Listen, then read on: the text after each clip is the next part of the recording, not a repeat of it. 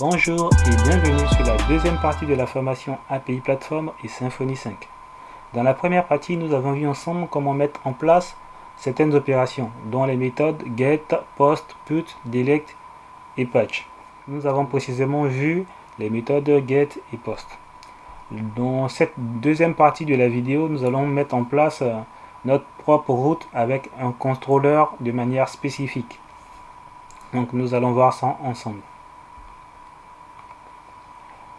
Dans mon entité user, j'ai rajouté une propriété enable qui va nous permettre de savoir si un utilisateur est activé ou pas.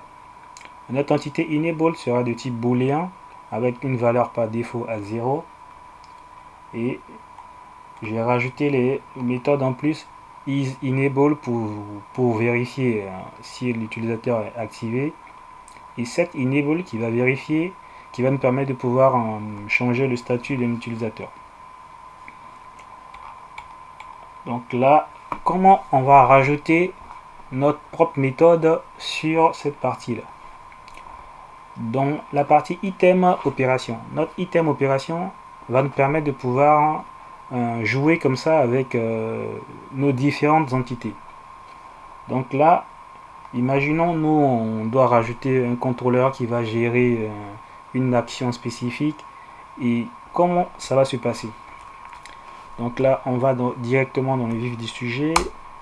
Je rajoute ici un nouveau nom de méthode. Donc ici nous dans ce cas on veut activer un utilisateur, donc on va faire un enable user. Notre méthode enable user va prendre des paramètres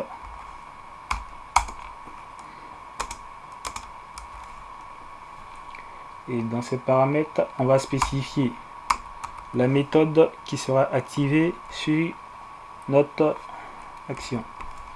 Donc là on a la méthode, on va utiliser la méthode get pour juste activer un utilisateur.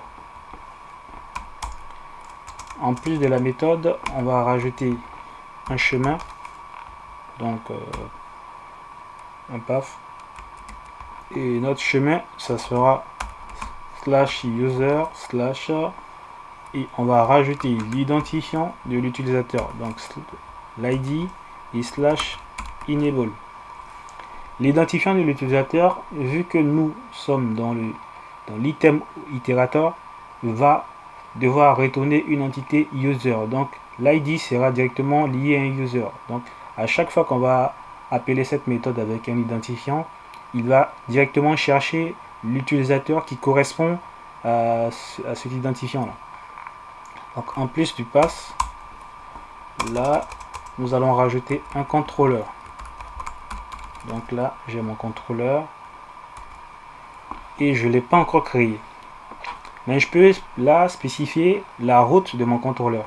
Donc mon contrôleur il sera dans app contrôleur et dans mon contrôleur je vais le mettre dans un dossier API et notre classe sera enable user class. Donc ça sera notre contrôleur. Donc vu que j'ai créé ça, on va aller créer maintenant notre contrôleur. Ici donc contrôleur, je crée mon dossier API et dans le dossier API je vais créer mes différentes méthodes. Donc là j'aurai enable user, il ne faut pas oublier le namespace, donc ça sera app contrôleur API. Ok, donc là j'ai bien fait ma liaison avec API Platform. Vu que je vais manipuler les entités, c'est possible de faire une injection de dépendance. Donc là moi je vais injecter un service lié à Doctrine qui va me permettre de manipuler mes entités, dont l'interface Entity Manager. Et je vais le déclarer en protected. Je vais faire un EM pour Entity Manager. Je zoome. Et là, dans mon constructeur, je fais un this EM et EM là. Et cette variable là sera injectée ici. Et là, je vais faire un use ici de mon interface. Donc je vais faire un use de doctrine. Et c'est dans l'ORM. Et c'est, je crois, Entity Manager Interface. Donc là, j'ai bien mon Entity Manager Interface ici que je vais injecter dans mon constructeur. Donc là, voilà, ça ressemble à ça. API Platform utilise aussi une deuxième méthode, une méthode de PHP magique qui permet de vraiment traiter toutes les actions. Donc tous nos contrôleurs de manière spécifique qu'on va créer vont passer par cette méthode là. Donc on aura public function et la méthode ça sera invoke. Donc à chaque fois que vous allez devoir créer un contrôleur pour faire une route custom comme vous le voulez, vous allez toujours implémenter la méthode invoke dans votre contrôleur. Donc là, je vais définir mon action. Donc ici, je vais dire, je fais un dump de data. Data va correspondre à quoi? À chaque fois que vous allez faire un invoke, il y aura ce paramètre là data dont vous allez devoir le spécifier. Et il faut vraiment mettre le nom data parce que c'est le nom de la variable qui s'appelle comme ça. Donc si vous avez peut-être une entité user que vous faites un truc du genre comme ça, ça ne va pas fonctionner. Donc il faut vraiment mettre le nom data comme ça. Donc là, vu que nous on aura un identifiant dans la route qui va être l'id qui va nous retourner un user, notre data sera de type user. Donc j'ai bien le use de user là. Et je vais faire un dump de data pour voir ce qu'il me retourne. Donc là, on est bon. Ici, j'ai dit ma route, ça sera user, l'identifiant, enable. Et on retourne dans la documentation sur notre port 9400. J'actualise la page.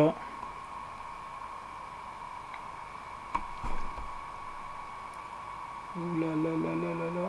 Ça c'est quoi ça? Put position 400 combien?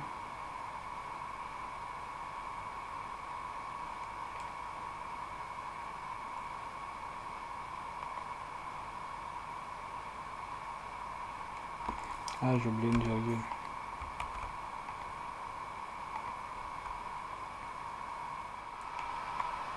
J'actualise la page et voilà. Donc si je descends de notre entité user ici, on a notre nouvelle route qui est là. Donc /API user enable. Et on va la tester pour voir bon, qu'est-ce que ça donne. Donc ici j'ai bien ça et je rajoute enable. Et je lance ma requête en type get. Et quand nous allons remarquer que là,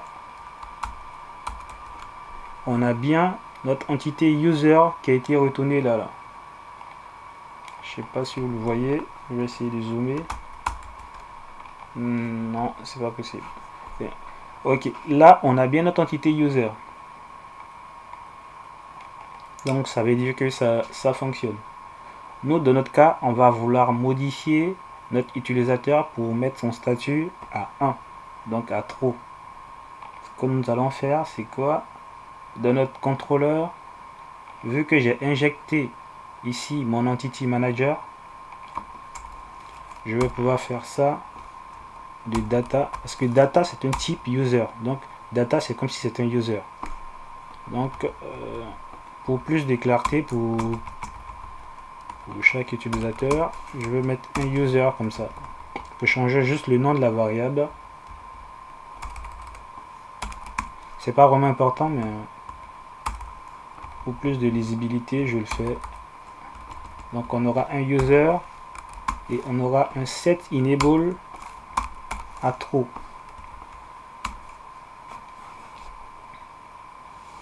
Ok. Donc là, on a notre set enable à true. Et ici, je vais utiliser mon injection de dépendance ici. Donc je fais un this em. Et à partir de notre variable, on a accès à différentes fonctionnalités de doctrine. Donc ici, je pourrais faire un persist de mon entité user et faire un this em flush pour enregistrer en base de données. Et une fois que c'est bon, je peux retourner mon user.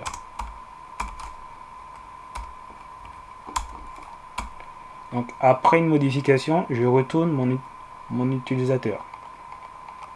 Donc là, c'est bon. Si je reteste ma requête sur l'entité user 1,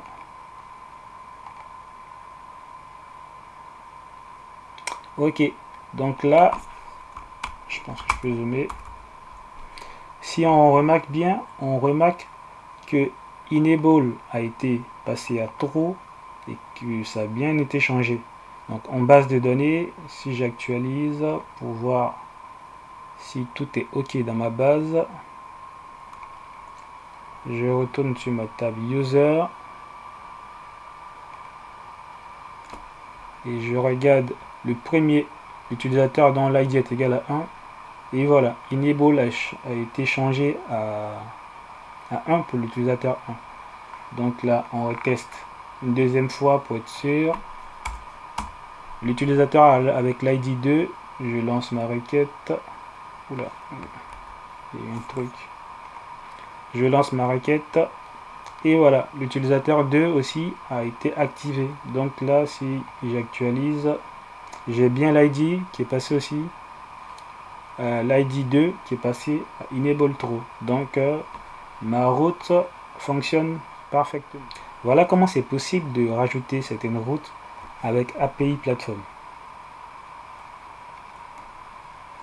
Là, je dézoome. Dans ce premier cas-là, nous avons manipulé l'item opération qui nous demandait à chaque fois un identifiant. Après, c'est possible de faire d'autres cas. Mais là, c'est possible de faire pareil avec la collection opération. Donc là, je vais faire carrément un copier-coller de cette première propriété. Je la colle là. Et ici, au lieu de activer l'utilisateur, on va faire quoi? On va rechercher tous les utilisateurs dont l'adresse email, correspond à Gmail.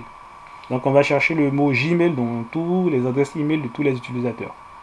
Donc là, on va dire un check Gmail user. On va l'appeler comme ça, check Gmail user. Et là, on aura la même méthode. Ici, les méthodes, c'est possible de la changer en post, en put ou peu importe ce que vous voulez. Donc là, moi, je reste sur la méthode get. Et au lieu d'avoir l'id, je vais juste faire ça et je vais mettre email.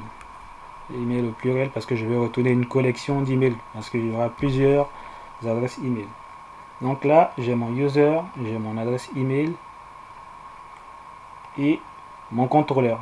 Ça ne sera pas le même contrôleur que celui d'en bas, mais ça sera un nouveau contrôleur. Donc ici, ça sera, on va dire, un contrôleur qui aura le nom check email Gmail. Voilà. Ou check Gmail user. Check Gmail user. Ouais. Bon, on aura ça. On aura un check Gmail user. Je dézoome un peu. Voilà. Donc là, on part pour créer ce contrôleur là rapidement. Dans API. Je fais une classe. Je fais ça. Donc là, j'ai déjà le namespace qui a été placé. Et là, pareil, j'aurai besoin de faire des recherches dans le repository de notre propriété user. Donc j'aurai aussi besoin de... Je pourrais injecter, au lieu d'injecter directement le repository, je pourrais injecter toujours mon entity manager interface avec Doctrine. Donc là, je reprends tout et code pareil, et je le colle là complètement. Et ici, ça sera pas le même rendu. On va faire un autre truc à notre sauce. Ok, donc ça va ressembler pareil comme la première fonction que j'ai faite dans Enable User, dans le contrôleur Enable User. Et ici, dans cette partie-là, on va faire une requête. Du coup, je vais dire cherche-moi dans mon entity manager. Et à partir de là, je vais accéder à la méthode getRepository de mon entité user. Donc la classe, voilà. Et à partir de là, je reviens à la ligne, je peux faire un find all ou un find by ID. Je peux faire plusieurs méthodes là liées à mon repository. Du coup là, je vais retourner directement tous les utilisateurs. Donc ça va donner un truc du genre comme ça. Ok, donc là c'est bon, j'ai terminé ma méthode check Gmail user qui va me permettre de retourner la liste de toutes les adresses Gmail user. Pour l'instant là je fais un find all qui va me retourner tous les utilisateurs. Ok, là j'ai actualisé ma documentation et j'ai bien ma nouvelle route ici, API user email. Et on va tester pour voir ce que ça donne. Donc là, j'ai API user email avec S. Je lance ma requête. Et là, j'ai bien la liste de tous les utilisateurs vu que j'ai fait un find all. Mais parmi mes utilisateurs, j'ai certains qui ont une adresse Gmail. Donc je peux faire une requête spécifique dans mon repository pour trier que les adresses avec Gmail. Donc je vais faire juste un like avec le mot-clé Gmail simplement dans mon repository. Donc là, je tourne vers le repository user repository. Et j'avais déjà préparé une méthode ici. All email Gmail. Donc là, j'ai une valeur Gmail. J'ai une valeur Gmail classique. Ici, je fais un query builder. Je fais un anywhere user like email. Et après, je like toutes les valeurs dont l'adresse email sera égale à Gmail. Donc la valeur est placée directement dans mon paramètre. Donc là, c'est bon. Je retourne dans mon contrôleur. Et au lieu de faire un find, ici je vais faire ma méthode dans mon repository, c'était all email Gmail. Et c'est cette même méthode que je vais rappeler là, ici. Et je retourne directement à ma méthode. Donc j'aurai ça. Et une fois que ça c'est bon, je vérifie dans mon entité user, tout est bon, j'ai mes bonnes classes, j'ai les bons contrôleurs qui sont bien liés. Là, si je relance ma requête, je dois avoir uniquement que les adresses gmail.com. Ok, donc là ma nouvelle route fonctionne parfaitement. Donc là j'ai bien mon gmail.com et mon gmail.com pour le deuxième user. Donc j'ai l'identifiant 1 qui a l'adresse Gmail et l'identifiant 3. Donc voilà comment c'est possible de modifier certaines actions comme ça avec API Platform. un dernier truc pour vous montrer un peu comment ça tourne. Dans l'item opération, il sera possible aussi de pouvoir spécifier certains paramètres différents de l'ID. Donc là, c'est possible d'avoir un paramètre token qui va nous renvoyer un token. Et pour envoyer un token, vous allez pouvoir accéder à partir de data. Ok, donc là, une fois que j'ai rajouté mon token, c'est possible de pouvoir avoir certaines valeurs comme ça. Donc on peut avoir le token, l'adresse email, une adresse de référence, un peu tout ce qu'on veut faire passer dans une route. Donc c'est possible aussi de faire des requêtes de manière un peu plus avancée sur plusieurs domaines. Donc là, j'ai bien mon token et dans mon contrôleur, sur le check email, je vais injecter l'objet request de HTTP Foundation. Je vais faire comme ça. Donc j'aurai ma request et je pourrai ici récupérer le token qui passe dans l'URL. Vu que là, dans l'entité user, nous sommes dans la collection opération. Donc la collection opération, il ne va pas vérifier si l'identifiant il correspond à un user ou pas. Il va directement nous retourner la valeur là dans une request. Donc là, pour récupérer la valeur de notre request, on fait request. Vu qu'il est dans l'URL, il sera de type attribute. Donc on aura un attribute et on va faire un get et on va récupérer le token. Donc je vais le mettre comme ça, token.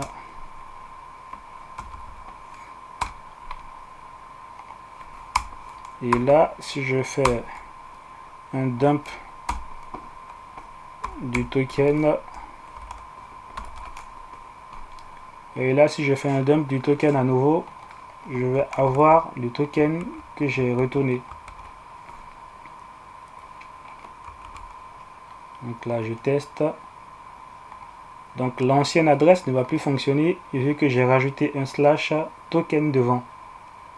Donc je fais slash, je rajoute disons un token bidon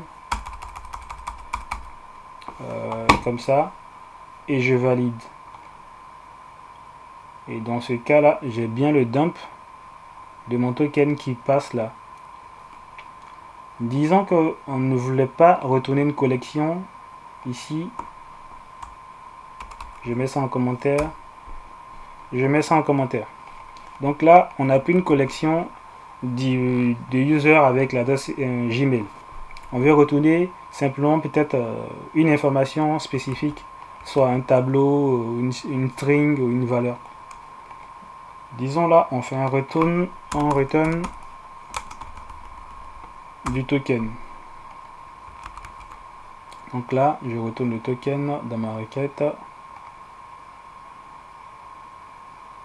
Il fonctionne.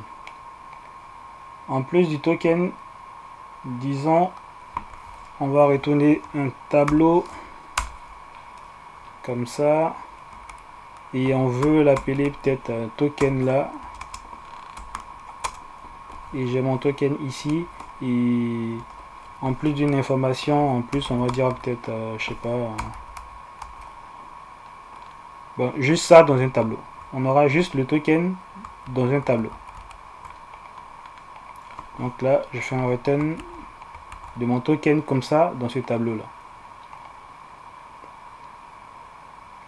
Et voilà, j'ai bien mes données qui sont hydratées et qui fonctionnent.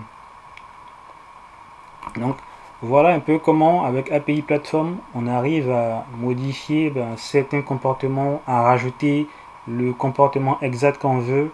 Du coup, vu que nous travaillons sur l'entité user, vous, dans certains cas, vous allez avoir besoin de valider l'adresse email de l'utilisateur, de valider son compte, d'avoir une récupération de mot de passe, plusieurs autres comme ça de manière spécifique que vous pouvez ajouter vous-même à votre configuration avec API Platform.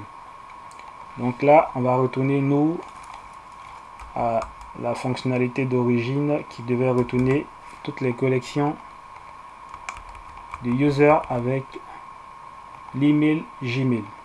Donc là, si je retourne ça, tout refonctionne, mais j'enlève le token parce qu'on n'a plus de token maintenant.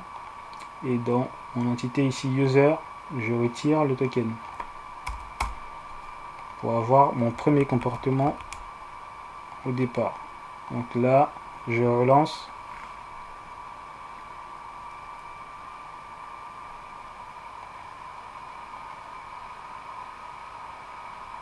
Et voilà, tout refonctionne à nouveau. Je reprends tout depuis le départ. Donc avec collection opération, on pourra faire vraiment un peu tout ce qu'on veut faire. Avec item opération, on va vraiment traiter des trucs, des méthodes get avec notre identifiant user qu'on aura besoin de manipuler souvent, le plus souvent.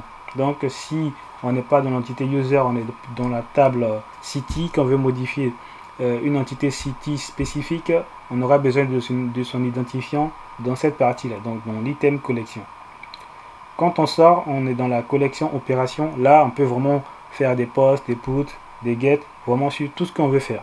Donc en général, la plupart se basent sur cette partie-là pour faire des fonctionnalités un peu plus avancées à partir de la collection opération. Donc voilà, c'est tout pour cette formation et pour cette deuxième partie.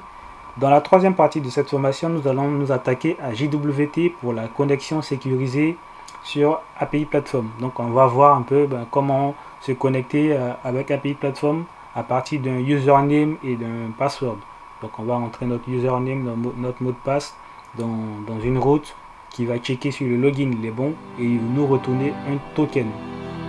Donc c'était un plaisir pour moi de partager ces connaissances avec vous et à bientôt.